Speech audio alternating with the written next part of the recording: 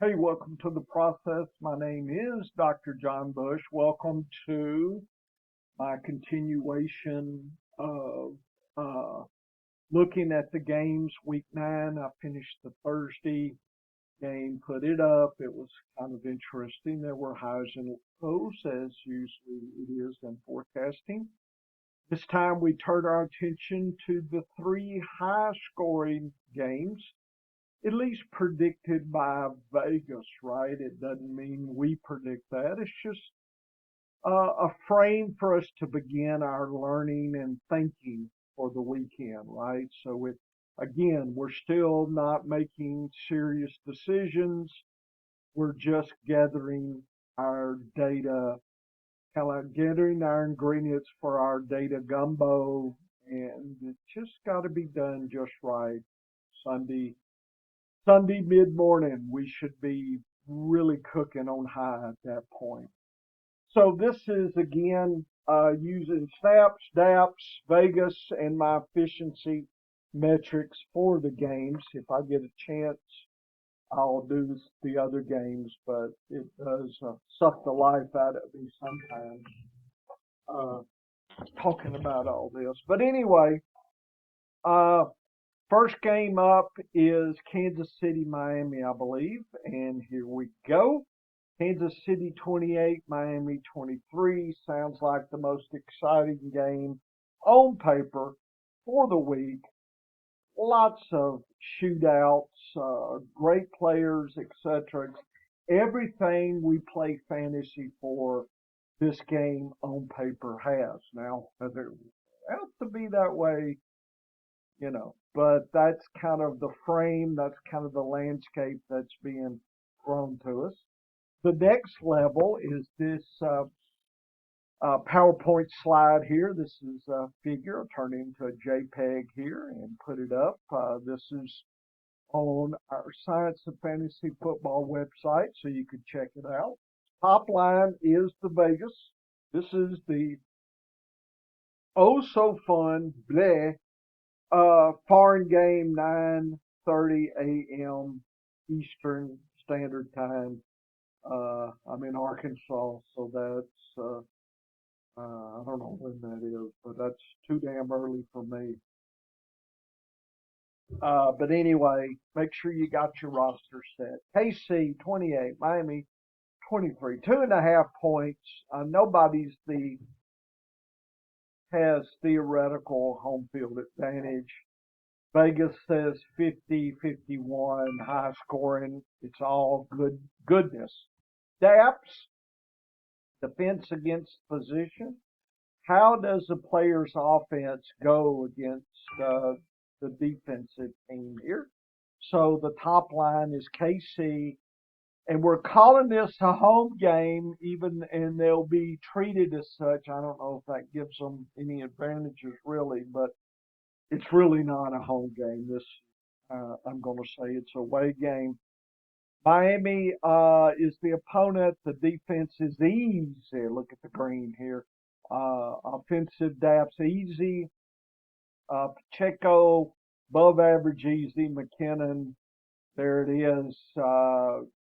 Mahomes gets an easy. Wide receivers above average. Kelsey, we get those touchdowns. We hope. Kicker D, you play everybody all the time here according to the DAPs. So again, there's no stopping Kansas City from the defensive perspective on paper. Miami, on the other hand, has to fight through a toughened KCD, extra tough actually, very tough Moster rushing defense. Tua and his wide receivers, as fast as they are, they're going to have to earn it. The tight end actually gets the easiest trip, and that's still below. So Smythe, does he accidentally fall into the end zone? Woo, that's you're bold if you take him as your streamer this week. Probably be cautious of the kicker and the defense for Miami, given this DAP situation. So it looks like a one-sided DAP, and one might think that again, on paper, if you didn't know the players for Miami and Kansas City, you'd think, it's Kansas City by 48.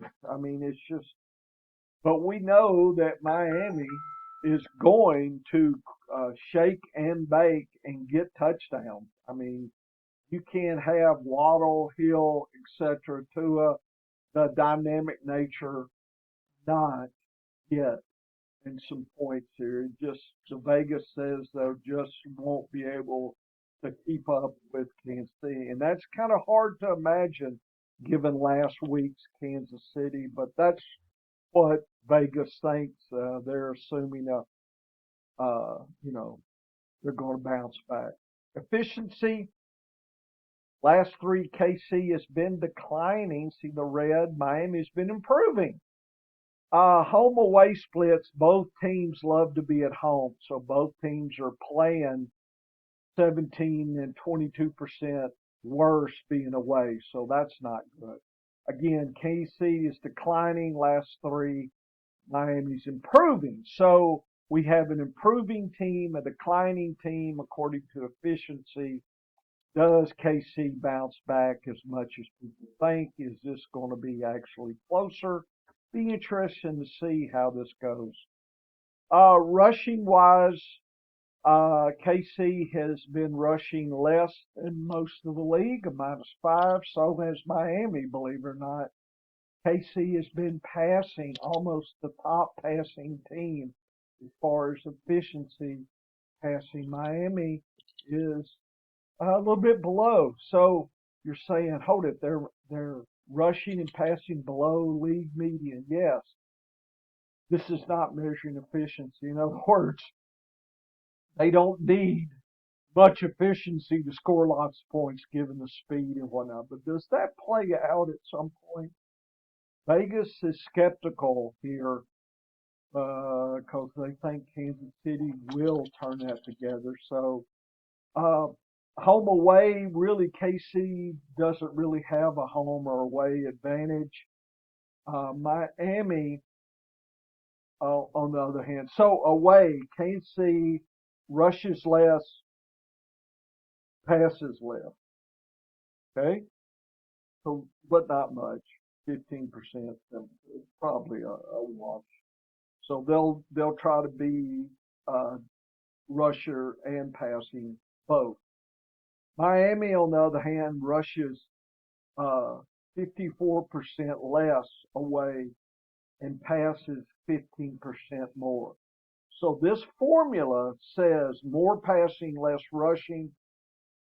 The DAPs, kind of hard to filter that since they're both, KC is both tough rushing and passing, but I think Miami is going to be forced to pass more. So this could really see some multi-touchdown games from Tyreek, and Waddle could get in there. So I think Miami is definitely viable, and that's why they've got into the shootout.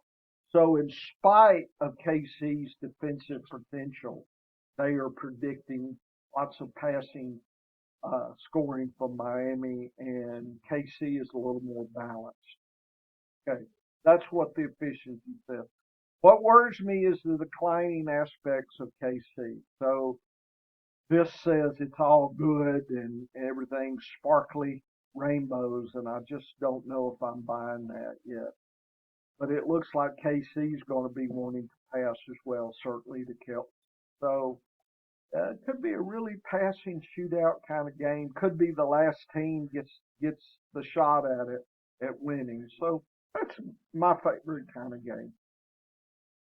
Snaps, Pacheco 33 last time, McKinnon 25, which is interesting because they're not just throwing it all to Pacheco. They are balancing with McKinnon getting passes here. Kelsey is dominant over Noah Gray. Probably not surprised. He always has 1 to 3 touchdown potential each week. He is just that good across the league. The Rasheed Rice has been getting a lot of scoring, but touches KC insists on running 5 players above 20 snaps. I think that muddles everybody's water, but it's hard to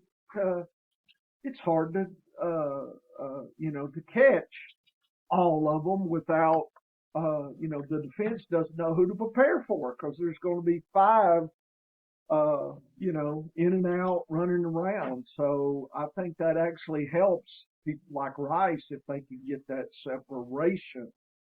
So probably if I had Rice, I would probably flex him. On paper, you should flex him, but I don't know about the rest. I'm hoping Rice gets at least by a Miami. Moster 43.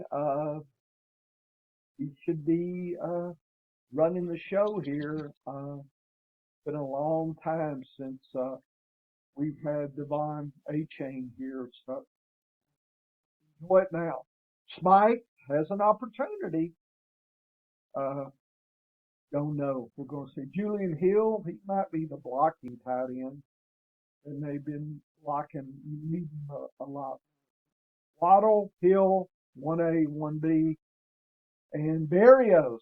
So if you want a long shot play in a high octane team, looks like Berrios is probably carrying that water. So he might be a secret play this week. Okay. So there we go. Entertaining, lots of passing. Hopefully we think lots of touchdowns, a few possibilities, some long shot plays there for you.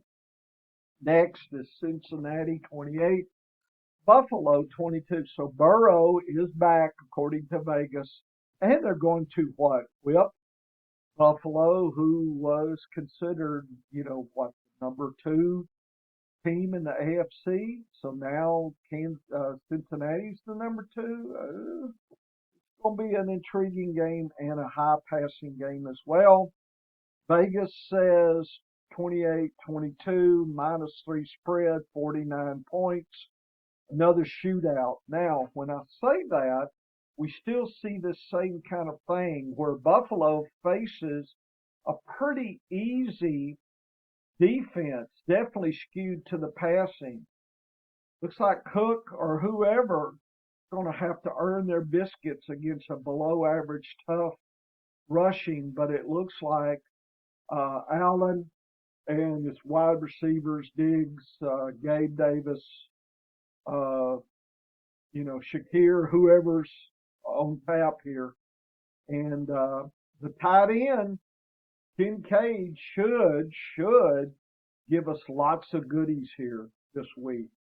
Definitely playing him this week. Extra easy. I'm not playing, I'm trying to avoid the kicker and the D. Cincinnati against a tough passing defense, but Buffalo gives up the runs. You don't want to play the kicker or the D. So it looks like Mixon has an opportunity to open up the passing. So I think KC would do well to take advantage of Buffalo's easiness in rushing to open up Chase and etc. I don't think they'll use passing to open up Mixon. I think they'll do the other way. Whereas Buffalo will probably use Cook to try to keep it going, but I think they're going to be by default going to the passing. Efficiency-wise, Buffalo has been declining the last 3, folks. Cincinnati definitely improving. You could predict that. Buffalo is away, so they're okay away, only -6. Cincinnati loves home, +19 at home. So Cincinnati enjoys definite 19% efficiency. They're improving as well. So that all seems to play, and I think Vegas catches that as well. Rushing wise, Mixon has not been getting his show. It's all been passing by both teams. +3 means that these guys are in the top 25% in the league passing. So it seems like bombs away here. I just think KC has an opportunity to use Nixon to open up this. Uh, Buffalo away, they rush less, 28% yet less. They pass more, 20% more in passing, and that is exactly what the DAPs would tell Buffalo to do. So it again looks 20% more passing. Cincinnati at home rushes less, passes more. Again, the only thing this tendency is uh, Nixon maybe should do better. I mean, this tendency is 20%, 6% less rushing at home, and I would think Cincinnati needs to rush more. So they need to break their tendency here. Keep this rushing 16%, high rushing at home, but try to how passing, bump up the rush. Snaps, Nixon's the show. Irv Smith is coming back, 37. Bruce Sample got a little bit, so looks like, if you're looking for a long shot tight end, I'm not Irv Smith, but there is the pass, there's the snaps. It's like Chase, Boyd, Higgins, and it looks like it's Boyd. Look at that. Out snap Higgins, out snap Higgins, out snap Higgins, out snap Higgins. Only 2 weeks out of the, 7 that Higgins is out snap Boyd. So I don't know if Higgins has been well after week 3 here. So if you've got Boyd, it seems to me he's a viable deep flex for you. Certainly you're playing Chase. Higgins, boy, it seems on paper more of a gambling deep flex. I will say that at home, improving, Higgins has an opportunity for some volume. I just don't know what we're going to see out of Higgins. He's been a disappointment this whole year. So everybody's sad about Higgins here. Buffalo, Allen, Cook versus Murray's 2-1. Probably nothing surprising there. Kincaid, 58 snaps. That is where, if you own Kincaid, that's what you want to see. So I'm curious if Knox finally comes back, does this go down? We don't worry about that now, but just saying. Okay, a few more weeks. Enjoy it now, but Kincaid should have a show tomorrow. Davis and Diggs, 1A, 1B, which is really interesting. Look at Davis outpointed Diggs. Okay, look at Davis outsnapped Diggs as well. So Davis is out there. It's just he's a little more boom and bust. And all I can say about Shakir is he sure stepped out last week. Take a look at the scrum as the number 3. And for whatever reason, they decided Shakir is the 3rd. So will that continue? If I've got Shakir, maybe worth a deep flex play or a daily fantasy play as well for a surprise. But I just don't know. We know that Buffalo will be passing more than maybe usual being the way. So we'll see how all that. Final high shootout kind of game. Philly 26, Dallas 20. Vegas says -3, 46. That could be a little under there. There could be more shootout potential. Above average shootout here. Dallas, Philly is not the old Philly because they do have above average defense. It's just very extreme. Take a look. Pollard's going to have a rough situation. So Dallas needs to use Pollard to try to open up the passing. Look how extra easy Lamb, Cooks, Gallup should have opportunities here, certainly Lamb. And Ferguson, the tight end, should get lots of points. Probably don't want to rely on the kicker or the D too much. But it looks like Dallas passes all day long. and that's how they'll have to keep up with Philly. But Dallas is playing away. Philly's at home, but Dallas is tough against everybody but Goddard. Oh, I love Goddard. I got a lot of Goddard chairs. Woo woo. So I hope that Goddard gets extra stuff this week, and that helps me out. I don't want to play the kicker or the D because it looks like it's going to be a higher shootout. Hurts is probably going to have to rush more. I think he might get a rushing score. And of course, A.J. Brown probably is going to score anyway, but he's going to earn it. And the rushing is not as tough as Tony against, Tony Pollard has it extra tough. Swift just got it below average tough. So Swift may even join in the fray a little bit. Dallas is neither improving or declining. They've been doing pretty good last three. No big home away splits in efficiency. They're about the same. Philly 70% at home. They are improving. So they love their home. 17%. They are improving. Dallas is pretty efficient, even though they're kind of like Miami, below average passing and rushing. Philly's about average, and they love to pass. Look at that, +4, one of the highest ones. Home away splits, Dallas tends to rush less, pass less away. So they are less activity away, but still pretty efficient being able to do what they're doing. They're going to need all their efficiency to put Philly away. Philly, home, rushes a lot more, passes less.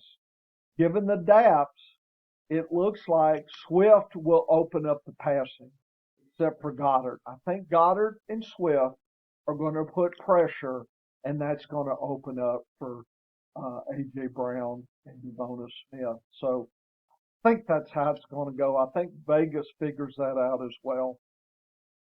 Snaps, Swift is the show. I know Gainwell will vulture. So, but you got to play Swift here. Goddard, I'm all in on Goddard. He may blow up, but 58 snaps is sweet for tight end snaps. Anything above 50 gets my attention. Devonta and Brown, that's it. Some of these others, I know they got Jones, but he hasn't worked himself into shape as the 3 yet. So I'm still playing Smith and Brown. I just think their ceiling may be a little lower given the Dallas defense here. Dallas, Pollard, Dowell, 60-40. So Dowell got his best time last week. So if you've got Pollard, you want Dowell for sure. Trouble is, this is a tough week for either one of these cats. Maybe if they can catch out of the backfield, that won't allow them to be valuable. Love Ferguson above 50, liking that opportunity. I'm playing both tight ends in these games here. Lamb, it's all about the Lamb. Cooks, Gallup, and Tolbert have been fighting. Tolbert really got an opportunity last week since week 2. So Tolbert has got that opportunity here in snaps, but it's still muddled who the 2 is. I guess Cooks is the 2, but Gallup's right there. So I don't know. Just these guys have not been making the scores. They've been on the field, and Lamb has been putting everything away. Okay, that's my 10-cent journey through the snaps, DAPs, Vegas, and efficiency. Again, I'm not making full decisions yet. There are some aspects that intrigue me. There are some signs that are pointing to or from players and situations. Hopefully this makes you think and gives you some opportunity to do some deeper research this weekend. Good luck. If I get a chance, I'll do the other games. I don't know. Okay. Take care. Woo woo. Let's crush week 9.